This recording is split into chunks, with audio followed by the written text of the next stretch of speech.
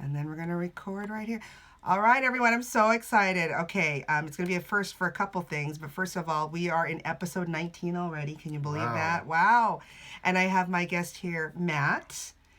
Yeah, I'm Matt C. You know it. Matt C. That's right. That's what he's known for in his karaoke world, I guess. And we'll know more about that. Matt's very talented, so we'll talk about what his other talents are other than singing karaoke as well. Oh, cool. Thank you. Now, Matt, what are we going to be talking about today? What's the song? Okay, this song, I when I sing it at karaoke, I've only done it a couple times, but I always get messed up in the chorus when they sing, "What are you doing?" And you did it. It's BeeGees. It's BeeGees. We're talking about BeeGees. If you didn't hear about that falsetto, you should be dancing. You should be dancing. And I think the correct lyric you're talking about is, "What are you doing on your back?" A. Yeah, that's the correct. What are you doing on your back? A. Right. That's it. I watched the videos of them, and yes, you can see that they say back, but there's some kind of sound effect that either echoes it or think they echo it. It just has that. And then whenever I go to sing it at karaoke, I see that back come in, and I'm like, no way. It's the correct, because I looked it up. I looked at several lyric sites, and it is on your back. My mother thinks that it says, "What are you doing on your butt?" I kind of like that one better. And that they censored it. Oh, could be in the 70s. Okay, but before we get into the song, the BeeGees, and maybe some Andy Gibb, because we're talking about the BeeGees, how do we know each other? We just met through karaoke, and I believe it was at Slim's. Yes. And I guess Darlene and I had to know you with that powerful voice. Oh, and Slim's, for those of our listeners that are not listening from the United States, outside of the U.S., we're in U.S., in a state called Oregon, and there's this little bar which we love. It's what we call a dive bar. It's nothing fancy. Our friend, karaoke jockey Mark, handles it there. It's called Slim's, and it's the bomb. Yeah, it's great. They have cheap drinks.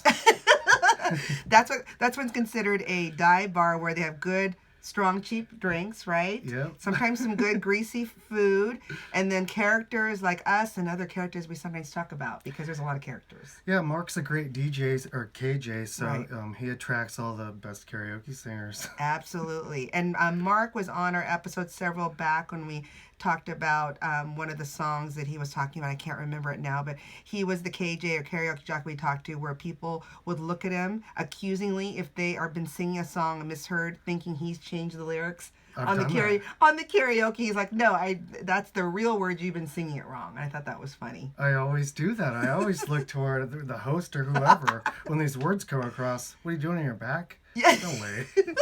Well, let's dive right in. Okay, let's talk about BeeGees, You Should Be Dancing. So what do you know about it? Let's start with what you know, and I'm going to add some stuff that I found out. Okay, the BeeGees, my mother loved them, and of course she had that album. It was The Children of the World, and it came out in 1976.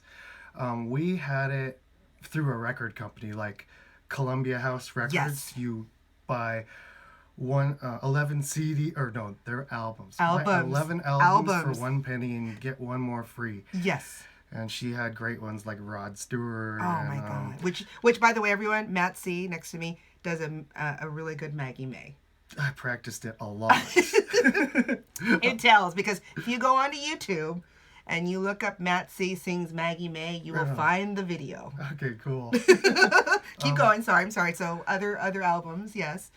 Yeah, Seals and Crofts. Yes. And, Linda Ronstadt. Oh my God. So we listened to that in the van all the time. Oh my God. Did you have the awesome disco van? Please tell me you had the... Well, we had a purple Econoline. Oh my Lord. And it had green furry pillows in the back. It's because we didn't have seatbelts, but the three of us kids would just like play in the back while they drove around listening to BeeGees. And we never died, right? We never died. We had no seatbelts. We bounced around if your parents took a sharp curve. Mm-hmm. But are you the oldest of the three? Where do you fall in the three? I'm middle. Middle child. Okay. So how do you remember this album? I remember this album because it came out in 1976, I believe. And I was a mere 4, so it's very, very it's ingrained in my brain. But again, I remember it from the movie Saturday Night Fever. Right. So just to share, just to kind of give some background on You Should Be Dancing. First of all, Matt's right. It was on the album Children of the World, released in 1976.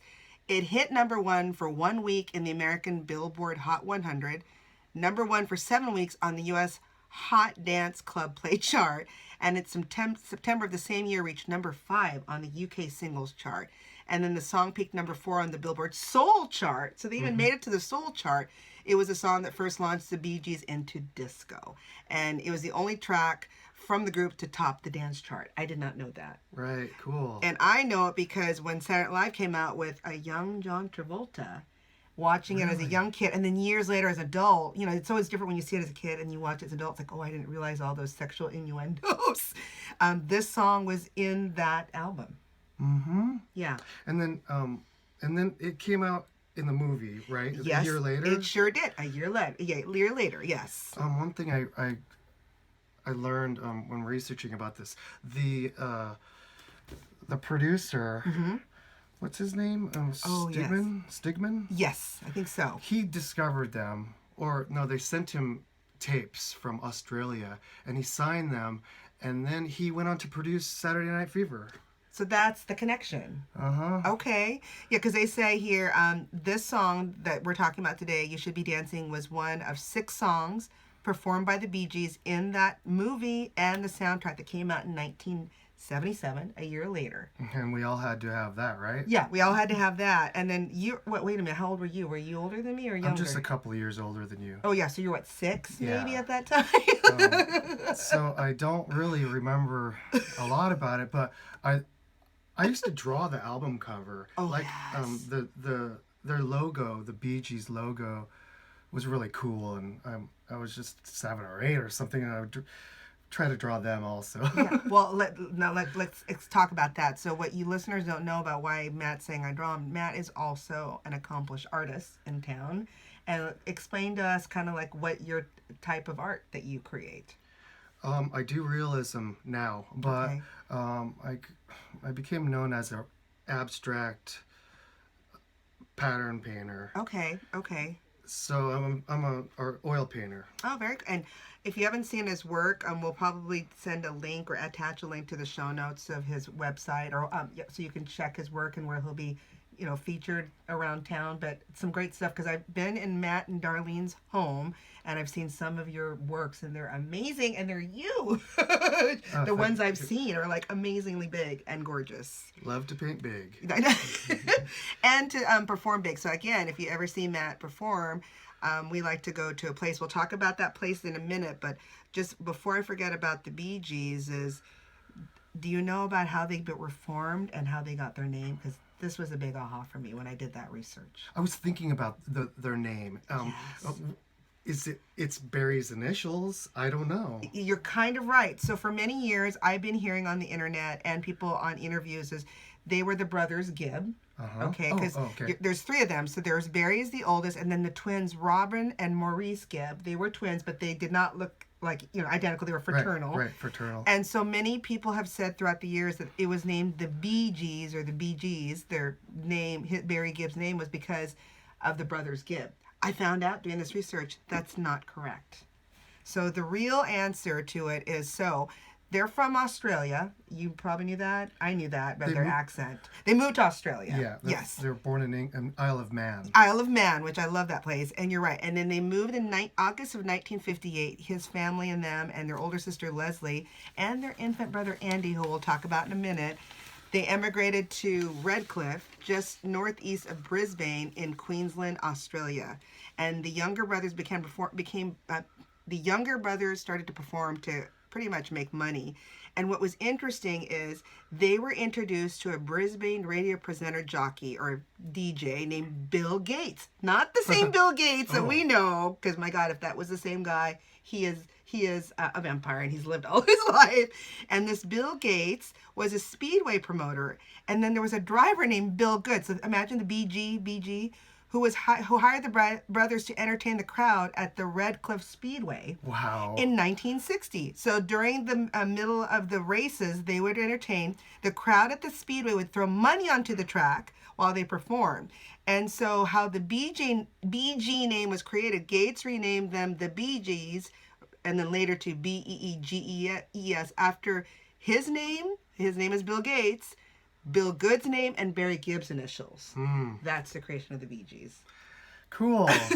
And their name before that, it was the Yep. Rattle something? The Rattlesnakes, they were a skiffle rock and roll group. I don't know what skiffle is. I should have looked into that. But they were called the Rattlesnakes. Yeah, well, they were like traditional rock band with bass guitar and drums, I think. I don't know what skiffle means. Maybe that's what it means. And then the Bee Gees later became so big that they sold more than 220 million records nationwide, making him one of the world's best-selling artists of all time. Of course, they were inducted into the Rock and Roll Hall of Fame in 1997. And at the time, the award was actually presented to them by Brian Wilson from the Beach Boys, which was interesting because he's from a family of singers too. And that the Bee Gees Hall of Fame citation says, only Elvis, quote unquote, only Elvis Presley, the Beatles, Michael Jackson, Garth Brooks, and Paul McCartney have outsold the Bee Gees. That's pretty impressive. Right? And that the last fun fact is that the Bee Gees are the third most successful band in Billboard charts history after the Beatles and the Supremes. Oh. That's pretty awesome. Now you know a little bit more about, let's talk about Barry Gibb. Okay. Oh, yeah. So by the time they had that record, the hit record, Children of the World, they had already put out 13 albums. Yes. That was their 14th album. Yes. And he sang in... No, it's all right. We can just stop right there. And then we'll start. I'm going to stop right here. Okay. Hold on.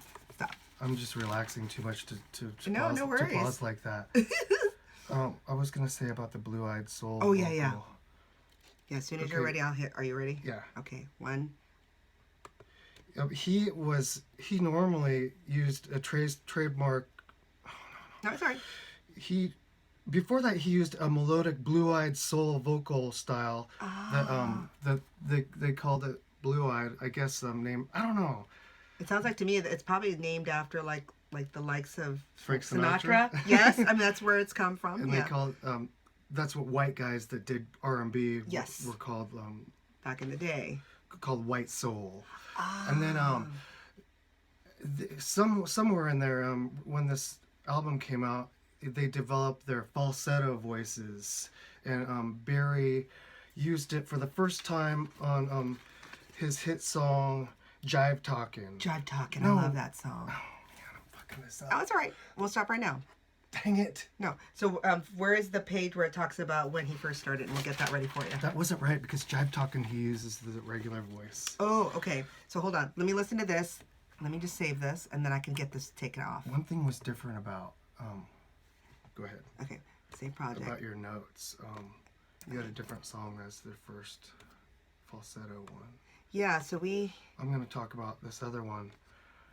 Okay. Because it was a hit. Oh, You Should Be Dancing was Yes. their first hit that he used the trademark falsetto. You Should Be Dancing was recorded in 1976 with Barry Gibb providing lead vocals and falsetto. Okay. There it is. Okay, so I'm going to start right now. Barry, the first time he used his trademark falsetto voice was in that song, You Should Be Dancing. That was in 76, and that's pretty much where the band took off in this disco falsetto thing. That's really hard for me to sing like that. Oh my God. I mean, that will wreck anyone's voice to sing that long. And let me add to that I guess after he did the You Should Be Dancing, he actually developed his falsetto to an incredible degree, per the internet, that in the next 10 months, he released a song called Baby As You Turn Away, and I'll figure out, I can find that for us on the main course album, which he sang a full song in falsetto, other than the chorus. Can you imagine? No, it's really difficult. You can't really find certain tones in your voice in that range. You're very limited. And I don't know about you, but when I've done falsetto as a female, I start to get lightheaded. Because you're singing so high. I don't know when you've done it. When I do it, I get way too loud. I even spoke to you about it a few weeks ago because I was really worried about this one song where I couldn't hit a high note. I was worried about having to go to falsetto. It's really hard to transition up to it when you're singing normal already. Right. But yeah, it's just I'm really flat in falsetto. Oh, well, and he's still known for it. I mean, I don't know of any other singer after Barry Gibb that's known for their falsetto. Oh, there's like a few. Tom York sings. Tom York from does. Radiohead Yes. sings like that a lot. That's true. This guy Jonesy. And Michael Jackson. Oh, really? I Yeah, mean, really come awesome. on, yeah, yeah, Jones. Okay. Jonesy from Sigur Rós in Ah, Iceland. He's awesome at it. And some other well-known falsetto singers, Smokey oh Robinson yeah, Smokey and Robinson. Philip Bailey from Earth, Wind, and In Earth, Fire. Wind, and Fire. You're right. No, hello. There's so many singers. Okay, I have a story about Earth, Wind, and Okay. Fire. When Darlene and I went to New York last summer, Okay. I had planned on going to Sid Gold's piano room. Oh wow. Sid Gold's request room. Every night they have a different pianist in there, Okay. and they have different song lists, and you sing karaoke with a piano. That's It's super fun. awesome. The place is beautiful. I plan to go back there. Okay. So I practiced and I practiced. When I want to do a song for karaoke, I don't just jump right on it. Right. I make sure I practice it because I'm just like my paintings. I'm a perfectionist. Well, and to add to that, it does show because when you ever see Matt C perform on the stage, and we'll talk about what stage he performs at with some of us, he doesn't have to look at the lyrics because he's practiced so much. You've memorized it. I try to Yes. memorize it. Yes. And you can see that if I mess up, I get really hard on myself on stage. But okay, so I sang Earth, Wind, and Fire at Sid Gold's. Okay. And it starts off in regular vocal, but it goes to falsetto in the chorus. Oh, and no. I just get so loud. After I sang, he stopped and said, "Is this mic too loud? Can everybody hear me okay? Should I turn this down?" And I was like, then I went to sit down and I was stressed. Oh no! So did you sing a BeeGees song with him? No, it was Earth, Wind, and Fire, Earth, but Wind- it was Philip Bailey. Did you do September, or that Yeah, one? September. Oh, I love that song. Does it in September? I also like. I think you and Mark also sang, which I love too, is the duet with Philip Bailey and Phil Collins. Oh, That I duet. remember that. Oh, It was it's- Dax. Oh, it was so good. It wasn't me, it I was thought it was you and Dax. him. Okay, you might have to do that one. So yeah, so that's it. Well, good for you. And now I know where to go to New York when I go visit. Oh yeah. Oh my It's God. right in Manhattan. Because I don't know if our friend Chris, who I talked about in last episode, who wrote the book about doing karaoke throughout the United States, I don't know if she mentioned him in her book. I'll have to double check that. Yeah, I'll have to ask her. Yeah. They also have a live band karaoke called Arlene's Grocery. I don't know if that was the name of their band or if it's the name of where they played at. Okay. But they had disbanded.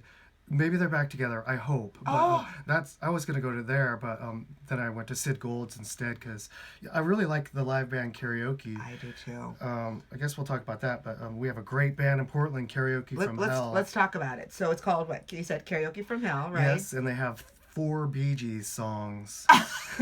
So they play every Monday night downtown in Portland at Dante's, and then they play at other satellite bars during the week, whoever is paying them at that month. Right. They have a large song list. It used to be 666 songs. Of course, for the because- Hell. Yeah, and let me add also, when I've only been singing karaoke for about 5 years. Oh wow. And I always wanted to go there to Dante's, but their name is intimidating. It just sounds It's intimidating. Well, and it's kind of intimidating because let's kind of paint the picture. So again, those of you not from the United States or from Oregon, when you come in, it is a punk rock bar through and through. I mean, it's grungy. It's in the heart of downtown Portland in Oregon of the United States. It's on a high bar, I mean, in a high stage, so you have to look up. The drums alone, I mean, you could feel it in your heartbeat. It's that loud, which I love that. it's Matt loves that awesome. too. And so it's pretty intimidating. And I always applaud for anyone that jumps up there that's never sang before, never sang karaoke to do it with live band, because then you'll be hooked. The scary thing about it is they give you your lyrics right before you sing, so you better know the song. Because you might see the lyrics in front of you, agree with me, but you might not know all the ins and outs, and you can tell people when they get lost or they don't really know how the song goes. and the page will also have notes about how many beats Yes. you're going to take before you sing next. And I don't know what that means at all.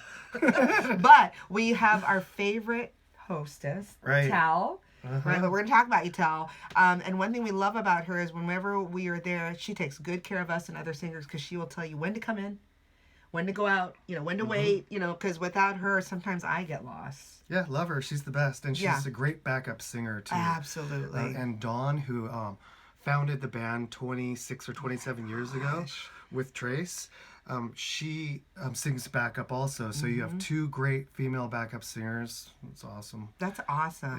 It's my favorite experience at karaoke.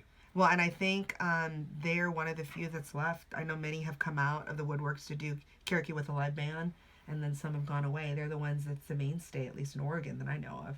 Yeah, it's great. Lots of tourists know about it, and they come on Monday nights. It gets packed.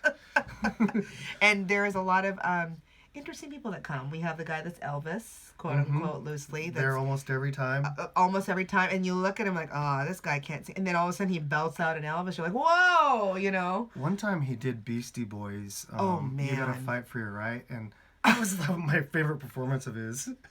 Well, and then was it last week or the week before, we were all treated from this gentleman in a wheelchair, missing a limb underneath, like from the knee down, and he went by the name of Pork Chop. Pork chop for mayor. From Mayor, and he said on that stage before he sang a rockin' rendition of "Take It Easy on Me" by the Eagles, he said he was going to run for Portland mayor and city council or city commissioner. You gotta love Portland. I mean, keep it weird. And ironically, and Dante's on the other side of their building, it does say "Keep It Weird" in large font. On the back of the building. Yeah, so if you haven't gone, go to www.karaokefromhell.com, I think. I'll put it also in the show notes, and you can see where they performed. It's not only at Dante's, but other, like you said, satellite places. Right, and their song list is on that website, so you could prepare before you go. So when you have a song that you want to sing from, like, ooh, that's, how do you prepare? You get like a week before? Do you start listening to the song over and over? How do you? I do. Yeah. I usually pick an obscure song that I probably don't know, because I don't want to pick Bon Jovi or Four Non Blondes. Everyone's got to sing that like every night. That's true. So I always have to print the lyrics out. I usually don't know the song. I'll pick something strange like Glenn Campbell. Which we love. And I don't even like country. Yeah. But it's always a challenge to do another genre.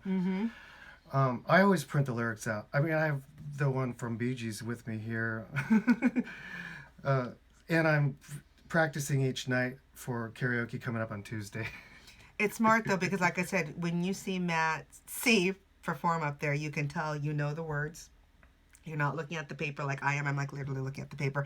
And then you can get into the performance of it, right? Right. Right. I make notes on my own sheet. I wish I could bring my own sheets, but I don't want to be weird like that. I don't think they care. When I get the sheet and it has the wrong lyrics, that annoys me, and I want to bring my own sheet. Well, we should ask Tal. We should say, hey, do you mind if I just bring my own sheet? But I wonder if that's how they want you to use their sheet, because that's how they play to it. They don't care. You could do it. I bet you could. Yeah. I bet you could.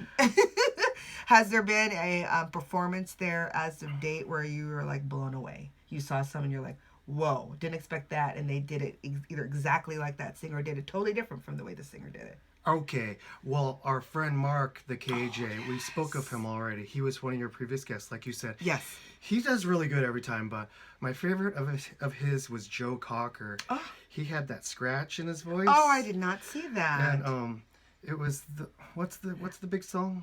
Is that the song where they play "A Little Help from My Friends"? Yes. Oh, that's a good one. So what would you do if that song? Yeah. Oh man. Oh, when he first starts out with the first line, I just melted. And then that night, the whole evening, older women kept coming to our table and saying, "You were so good with the Joe Cocker." I bet you brought them back to their childhood Yeah, or really. their, being a teenager or whatever. I haven't experienced that, but when I did Maggie May, That's a good I one. had my share of couple of older people come up and tell me how they love that song.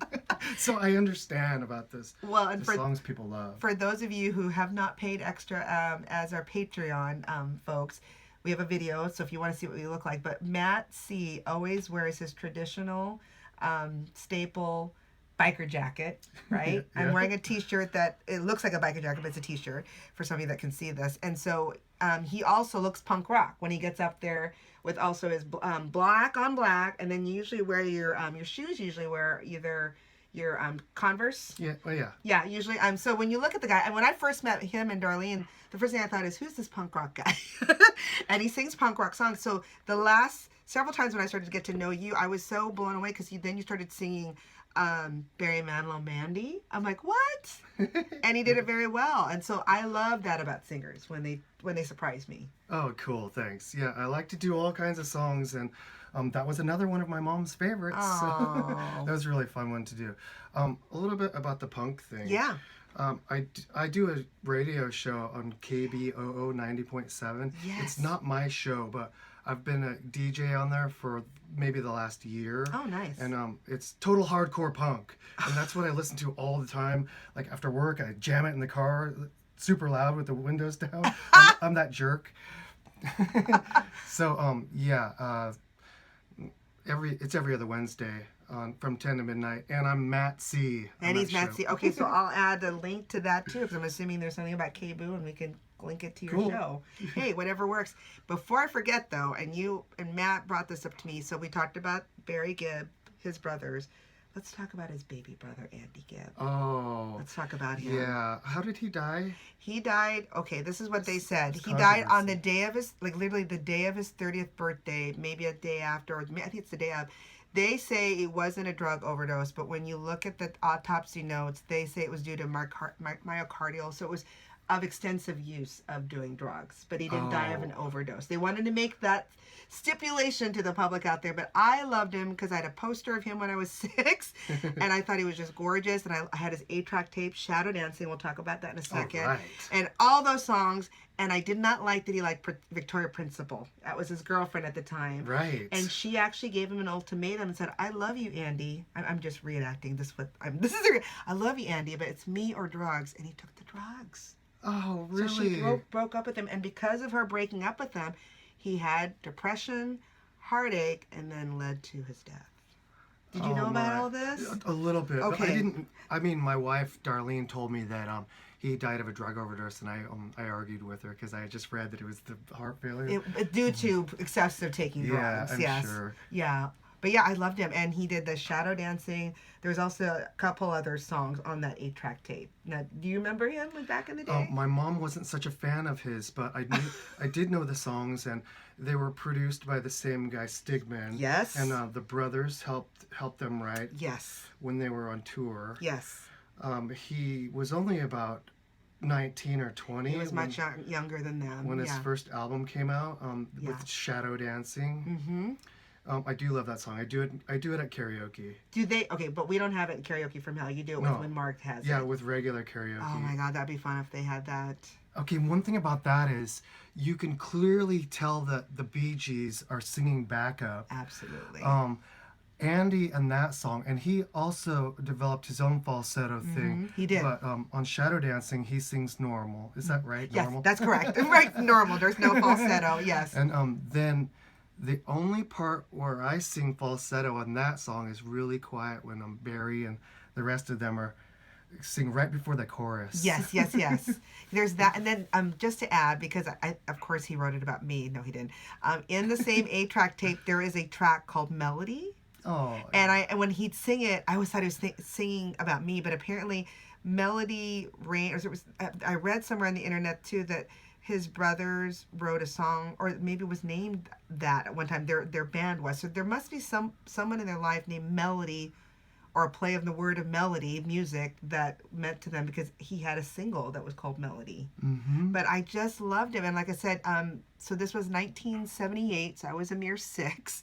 And it was announced that he was going to be performing at the Memorial Coliseum in Portland, Oregon. Wow. And I was 6. Now, mind you, I was 6. So I was trying to tell my mom, I need to go to this, even though I was 6. And she kept saying, you don't need to be going to that. Number 1, you're 6. And number 2, the tickets are expensive at that time, probably $30 maybe. And number 3, they throw underwear everywhere on stage. You don't need to be seeing that. So I never did get to see Andy Gibb. Heartthrob. Oh, that's too bad. Have you seen the BeeGees? No. Have you? I have not either. Oh, and my mother hasn't seen them either. And she's taken my sister and I to lots of shows like Sure. Neil Diamond and Oh, stuff. I love me and Neil Diamond. I talked about it the last episode that I saw him. He was amazing. Oh, yeah. No, and now that there's only Barry Gibb left, we need to see him before he passes away. You know? Oh. I also love Mia Barry Gibb when he's done two separate duets with Barbara Streisand. Oh yeah, I love her. She's got the best voice. Um, those, yeah, I'm thinking about singing those, but they're intimidating.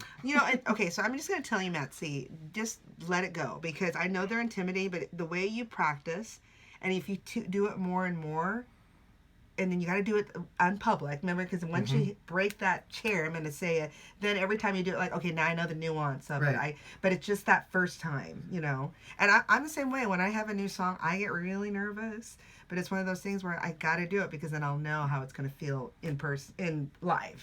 The second time is almost always better Yes. because you can reflect and think about it when you practice Yes. next time on the mistakes. Yes, yes. Matt C just recently did a duet with our friend Chris. You guys did a great duet with Olivia Newton-John. Right. And Who was the Cliff Richard. Cliff Richards. Oh my God! And I thought it went well. He was a little nervous, but I thought it went well with both of you. I always see it as a Olivia song, and he's just there to help her out. So when my parts came, I didn't take them very seriously. No, you have to take him seriously. Yeah, because he should like match her. And, Yeah. but Chris blew me away. Oh, her ears are burning right now. Like, wow, someone's Yeah. talking about Oh, you. and she was on your last episode. That was great. Yeah, so she's great. Uh-huh. And then the other thing I also wanted to ask, since we just talked about it, have you ever done a duet with with a song with Barbara Streisand? Because Oh, we were just talking about it at the last episode of "You Don't Bring Me Flowers." It's such a beautiful song. It's hard to find a male to sing that. is it Kenny Rogers? No, it's with her and Neil Diamond. Oh, oh, I can't sing that low like Neil Diamond. I know. I can, but I can't get the volume. Well, then maybe you can do the Barbara Streisand with the Barry Gibb duet. That Yeah. you can do. Oh, what's that? Islands in the Stream or? No, that's with Oh, that's Kenny Rogers. that's Kenny Rogers with Dolly Parton. But I have a couple songs that I already know how to sing. That's the duet with Barbara Streisand and Barry. And the two songs are about him cheating on her, and she's so good Which on songs it. are they? Oh gosh, now that you asked me, I can't remember, but it'll come to me. But they came from, I think, the main event, the movie when she was dressed like as a boxer. Oh, Guilty. Guilty, that's one of them. Oh, if you can learn Guilty, friend. We had that album too. Oh, that is a great song. I'll add that to the podcast as well. But that's a good one. Yes. I'm Oh, gonna have to listen to that. yeah. Listen to Guilty, and there's a second one. If you can do one of the two, I know the Barbara Streisand part. Great album cover. Beautiful. See, it's bringing it back. So those of you that grew up at that time, like us as youngins, recalling it back now in our 40s, or you were in your 20s at that time, and now you're 60s and 70s, it's probably bringing you back, right? Right. That's one time music I thought was just, I mean, music's good now, but I mean, it was so good then. Do they even do duets anymore? No, they do. I'm trying to think of, there's some duets. There was, I just heard of a duet right now with some of the youngins that were on the regular, Z100 is our local pop station. They're good, they're fluffy, but God, You Don't Bring Me Flowers, Guilty, come on. Oh yeah, it's like shadows falling, and then he sings his part. That's the in the street, and then he comes in with his very I always used to call him White Jesus or Hippie Jesus Oh my. He's such a stud. with his tight pants, and his Jesus looking, with the beard and then the hair. He still looks good, Yeah, he does. He's a stud. but I don't know if I didn't look up to see if he has any kids. Oh, I don't think I found that. I don't think I found that either. I think he's not had any kids. I certainly found that Robin has, and One. No, Robin had, that's right, one of the twins, and then Andy Gibb had one child Wow. when he was very young. He was married to this lady. They have, I think the child now is maybe around my age, 40 something, and they divorced as soon as his started to rise. So when he was dating Victoria Principal, they were already, divorced or ready to be divorced. Yeah. Right, and we know her from Dallas. No, actually, was she Dallas? I thought she was in the other one. There was the Dallas, and then there was another. There was Knots Landing. Maybe it was Dallas. I'm getting them all confused. I didn't really know, but I saw an interview with them yesterday. See, this is Matt doing his research. He's always prepared. But yeah, I appreciate it. We've learned so much. Now you know how BeeGees got their name, Mm-hmm. right? We also know about all the brothers and the twins, as well as how they were kind of discovered and how they got to Australia. Mm-hmm. And then we also know about a little bit about the song and how it's been attached to the Saturday Night Live, album and the big popular. The breakout of disco. I love disco. I know people hate it. Some people hate it. I love the beat. I love the beat too. So if you're at a local karaoke bar in Portland and you're ever in town, hey, send me an email at Misheard Songs. That's MISSHEARD songs at Gmail. We'd love to host you, meet you, some of our listeners, and show you around. Right? Yeah. Or karaoke from hell too, right? Right. Oh my God. Well, thank you everyone, and thank you Matt C for coming. And like I said, keep sending all your misheard song lyrics in, and you might be sitting right next to me like Matt C. Right. Thanks everyone. Thanks for having me. Bye.